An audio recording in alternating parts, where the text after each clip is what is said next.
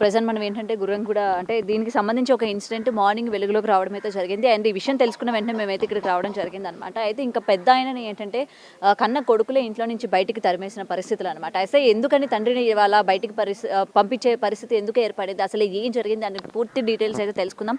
ఇవాళ మనతో పాటు పెద్ద ఆయన ఉన్నారు. అయ్యా నమస్తే అండి. అయితే పొద్దున నేను ఏంటంటే మీది చూడడం జరిగింది అనమాట. మిమ్మల్ని బయటికి పంపించేయడం, మీ కొడుకులు పంపించేయడం నేను చూసాను అనమాట. అందుకని వెంటనే అసలు ఏం జరిగింది ఏంటి అని తెలుసుకుందామని చెప్పి మీ దగ్గరికి రావడం జరిగింది. అసలు ఏం జరిగింది, ఎందుకు మీ కొడుకులు అంత నిర్దాక్షిణంగా బయటికి పంపించారు? అమ్మా సమానం రోడ్ల మీద ఉంటారు వీళ్ళు, పిల్లలు పెద్దగా అయ్యిండ్రు ఇక అని చెప్పి ఆ టెలికాంలో 200 గజాలు ఉండేది. 200 గజాలు ఉంటే ఒక్కటే 100 గజానికి నా తన పైసలు ఉన్నాయి. 100 గజానికి నా బిడ్డ పెట్టింది. మీ ఇద్దరం కలిసి 200 గజాలు తీసుకున్నాం. తీసుకొని మా ముసలామ పేర చేసినాం. అయితే ఆడ కిరాయి కుండే తాన బాపనాయన కాల్ చేయమన్నాడు. అలా మీద దైర్జన్యం చేసింది తాగి వచ్చి. దైర్జన్యం చేస్తే అలా ఎందుకు రా నాయన తాగి అని శుభ ఆశ్మేను సార్కు చెప్పిండు. వీళ్ళు కాల్ చేపించారు. ఇంకేడిపోయినా వీడు ఆగేటోడైనా వీళ్ళు కాల్ చేపిస్తారు అని చెప్పి ఆ 200 గజాలు అమ్మిన 33 లక్షలకు. 33 లక్షలు కట్టిన దానికి ఆ ఇల్లుకు. 33 లక్షలు కట్టినాక ఒక మేము లోన్ తెచ్చుకుంటాం అని చెప్పి మా పేర చేసుకుంటామంటే లోన్ తెచ్చుకోరే ఇప్పుడు నీ పేరు అయితేంది నా పేరు అయితేందిరా, ఒకవేళ రిజిస్ట్రేషన్ కాడికి అంటే తోలుకపోతుంది, ఏడికంటే తోలుకపోతుంది, పైసలు అయితే నేను కడితే అని అంటే ఏమో నీకే నీదైతే నాదైతుంది అని అన్నాడు. 2 నెలల తర్వాత నాకు 2 కొడుకులు 2 బిడ్డలు. అయితే నా చిన్న కొడుకు యాక్సిడెంట్ అయ్యి అల్కాపూర్ బస్ స్టాప్లో యాక్సిడెంట్ అయ్యి చచ్చిపోయాను. చచ్చిపోతే ఆయనకి 2 బిడ్డలు ఉన్నారు. నేను అన్న ఓనాడు అమ్మ ఏమిరా మరి ఆ పిల్లలు కూడా ఇంత పాలు ఇవ్వాలి, ఇంకా తండ్రి లేని పిల్లలే, చిన్నప్పటి నుంచి నా ఇంకా కష్టం చేసినవాడు వాడు, నువ్వు ఆ ఒక్కనాడు కష్టం చేయకపోతు అని చెప్పి నేను అన్న నాకేం చేసాడు, నా కొడుకుది ఫోటో ఉంటే ఫోటో తీసుకుపోయి పలక తెంగిండు. ఎక్కడో వాళ్ళకి తెంగిండు.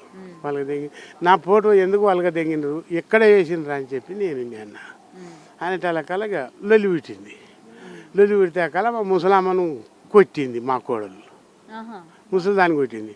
ఎందుకు మా కొడుకు ఏమన్నాడు, అమ్మో ఏం ముసలిదాన్ని కొడుతున్నావు, దానికి బీబీ షుగర్ మనిషి కిందగిన పడుతుంది అంటే కల చెప్పించుకొని నన్ను కొట్టింది.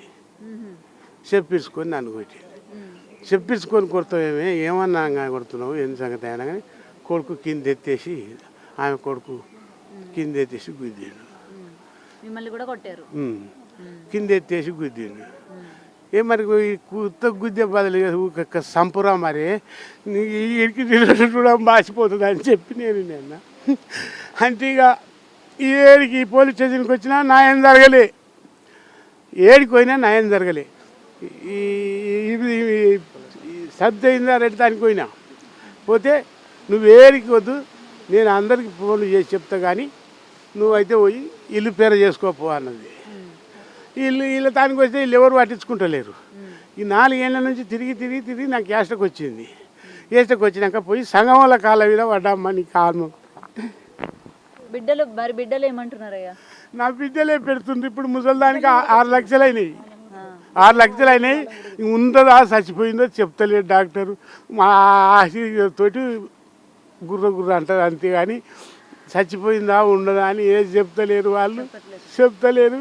ఎలా కన్నే ఉన్నది మొత్తం.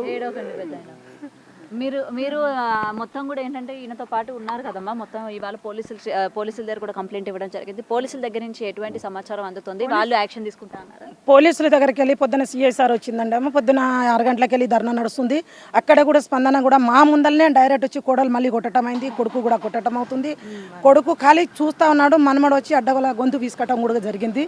మేము ఒక 30 మంది ఉన్న తర్వాత కూడా మా ముందరనే డైరెక్ట్ కొడతా ఉంటే ఇది దారుణమైన చెప్పేసి మొత్తం ఈడిచి కింద పడేసిండు.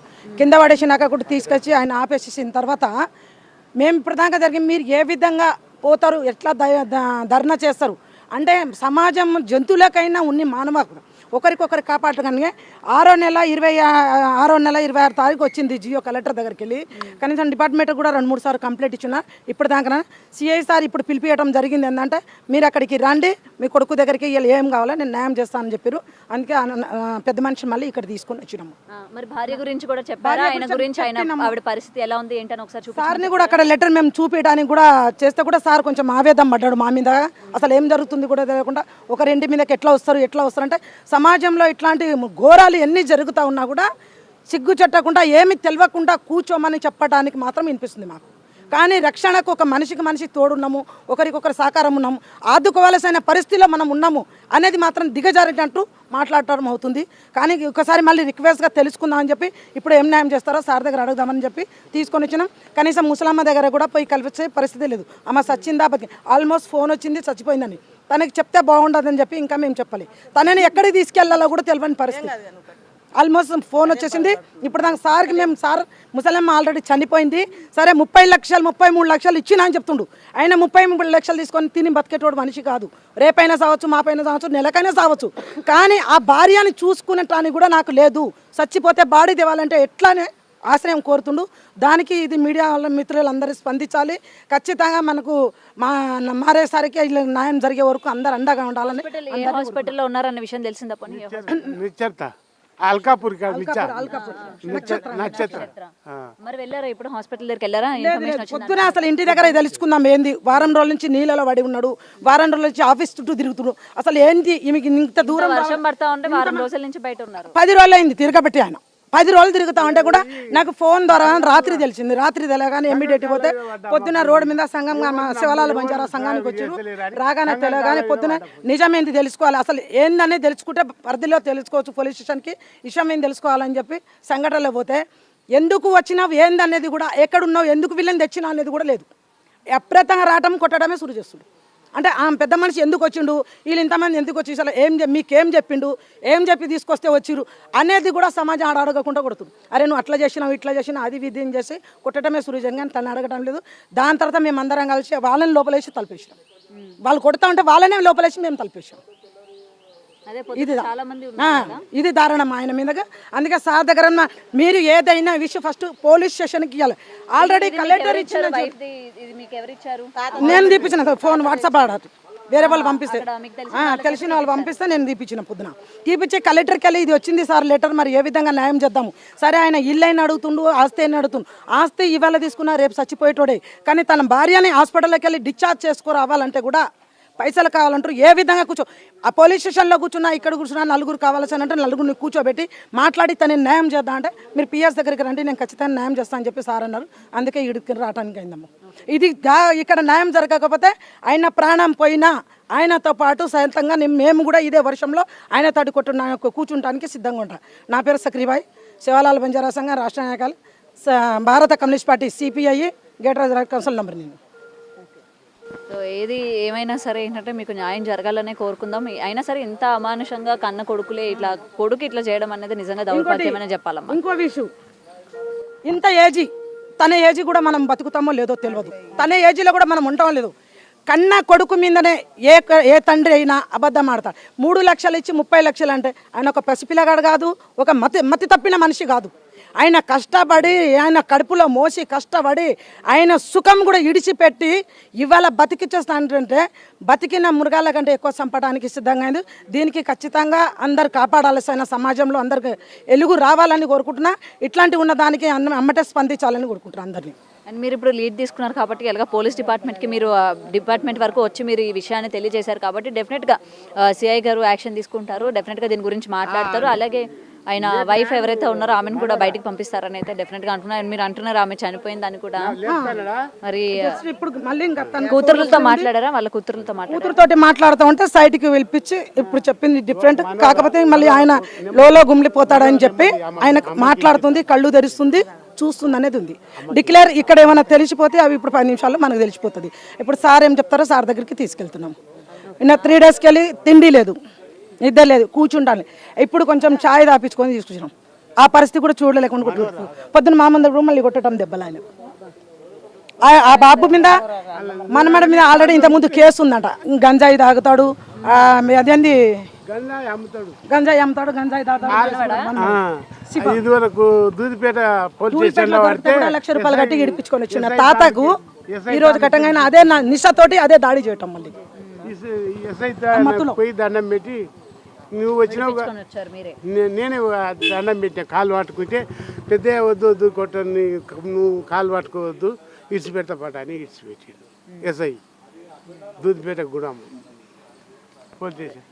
ఇప్పుడు నా ముసలిది బతికితే నాకు అదే సాల్ది, దండం పెడతా, నా పైసలన్నా నాకు రావాలి, ఆ ఇల్లు అన్నా నా పేరు కావాలి. ఈ రెండే. ఆవేదమ్మ కూడా తన భార్య బతికి ఉంది, నేను కాపాడుకుంటా, నాతోటి కలకాలం కలిసి కాపురం చేసి 4 పిల్లల్ని కలిసి నాతోటి ఇంత ఏజ్ గడిచింది కాబట్టి తను బతికి ఉంది, ఆ బతికించుకుంటానికి ఆస్తి కావాలని కోరుకుంటుంది. కానీ ఆ ఆస్తి తిని ఆయన అమ్ముకొని ఇంకోటి ఏదో చేయడానికి మాత్రం కోరుకోవట్లేదు అనేది ఆవేదన ఆయన దగ్గరికి వెళ్ళి మనకు కనిపిస్తుంది. అయినా ఇంత వయసు ఆయన చూస్తుంటే మనకే జాలనిపిస్తా ఉంది కదా, అసలు ఏ విధంగా కొట్టాలనిపించింది అసలు వాళ్ళకి అర్థం కాదు. కానీ కొంచెం కూడా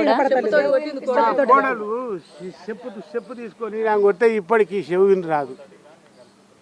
అంటే మంచిగా అన్నం పెడతాం ఇది అదని పిలిపించుకొని లోపల గొల్ల మెసి కొడతారంట ముసలోనికి.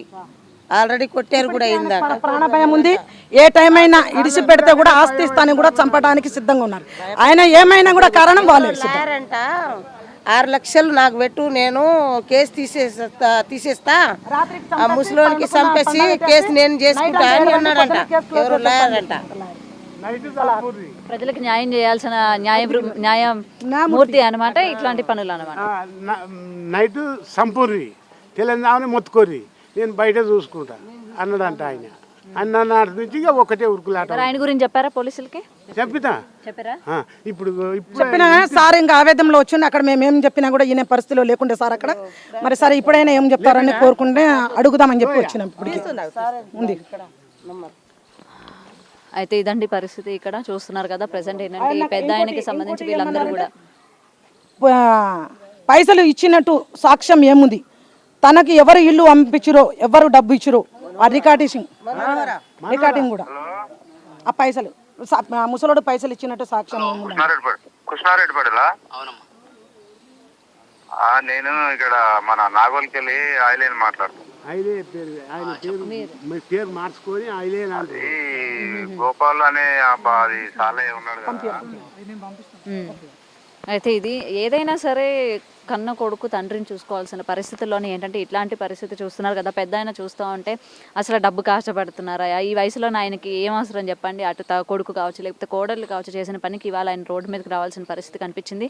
అలాగే ఆయన భార్య కూడా ఏంటంటే హాస్పిటల్లో ఉన్నారు. ఆమె ఎలా ఉంది ఏంటి అని అయితే ఈయన ఆవేదన చెందుతున్నారనమాట. కనీసం భార్యను చూపించండి, ఆమె హెల్త్ ఎలా ఉంది, ఆమె బతుకుందా లేదా అనే విషయం కూడా కనీసం మాకు చెప్పండి అని అయితే వేడుకునే పరిస్థితులు అనమాట. ఏదైనా సరే కన్న కొడుకు తండ్రిని ఈ వయసులోనే ఇలాగా నిర్దాక్షిణంగా వదిలేయడం అనేది నిజంగా దౌర్భాగ్యమైన చెప్పాలి. ఇంకా ఏ సమాజంలో కూడా చూస్తున్నారు కదా. కోడలు ఎంత దారుణంగా కొడుతున్నప్పటికీ కూడా ఏంటంటే కొడుకు దగ్గరకు వచ్చి వద్దని కూడా చెప్పలేని పరిస్థితి అనమాట.